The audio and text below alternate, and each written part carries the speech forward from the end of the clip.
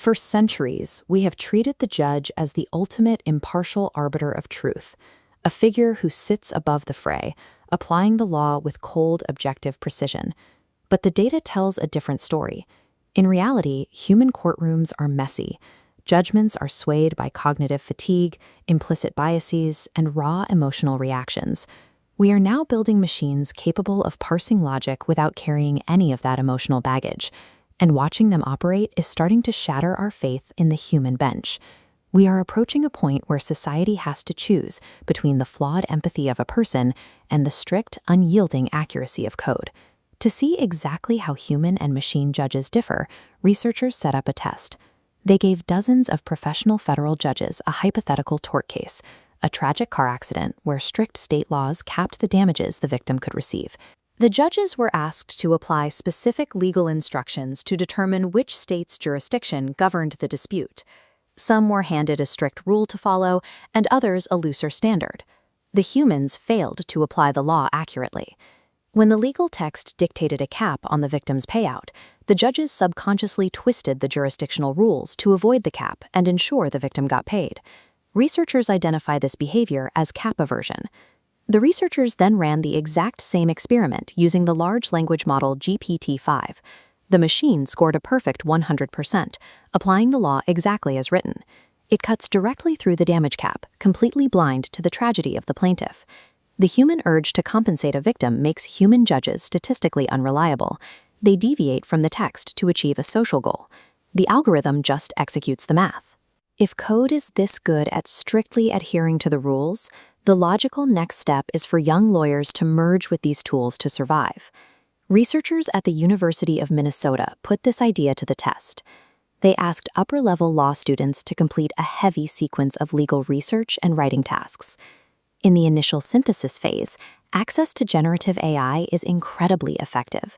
It acts like an intellectual electric bicycle, instantly mapping out massive, chaotic sets of source material and building a tight structural foundation. The students who relied on AI for this early stage ended up outperforming the control group on subsequent writing tasks, even after the AI was taken away. At this stage, the technology feels like a pure cognitive upgrade. You produce higher quality work in a fraction of the time. But this early success sets a trap. The researchers then moved to the final stage of the experiment. After 3 hours of intense work, they told the exhausted students to use AI to revise their memos under a tight deadline. This chart shows quality change after AI revision. Weak drafts improved, but look at the downward trend. Strong writers actually made their work worse. In this right-hand cluster of high performers, AI edits stripped away doctrinal depth, replacing complex arguments with flattened, standardized prose. This is cognitive surrender. When humans are fatigued, they stop evaluating the output. They defer to algorithmic safety. We imagine human-AI collaboration as a partnership. In reality, heavy reliance on the machine pacifies the user, eroding the independent judgment that makes an elite lawyer valuable in the first place. So we are stuck. Human discretion is prone to bias, but letting humans lean on AI slowly rots their analytical skills. You might assume the solution is to remove the human entirely and put a chatbot on the bench. But you cannot do that with off-the-shelf models like ChatGPT.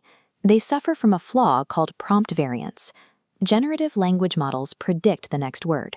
If you feed them a legal scenario and change just 1 or 2 words in your prompt, the outcome splinters in unpredictable directions. They will hallucinate fake case law to justify whichever path they wander down.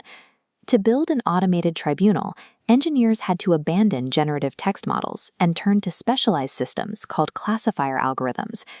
A classifier treats a legal dispute as a pure pattern recognition problem. Instead of guessing sentences, it maps raw facts directly onto historical legal outcomes. This led to the creation of Arbitris, a custom classifier built specifically to test the absolute limits of automated legal judgment. When put to the test, the classifier achieved perfect decision consistency and 0 hallucinations. It easily outperformed human judges and standard language models. If the highest purpose of a legal system is to deliver amendable consistency based on facts, then this code is the greatest judge in history.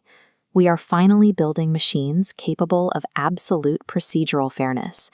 But in doing so, we have to ask if we are engineering the end of human discretion altogether.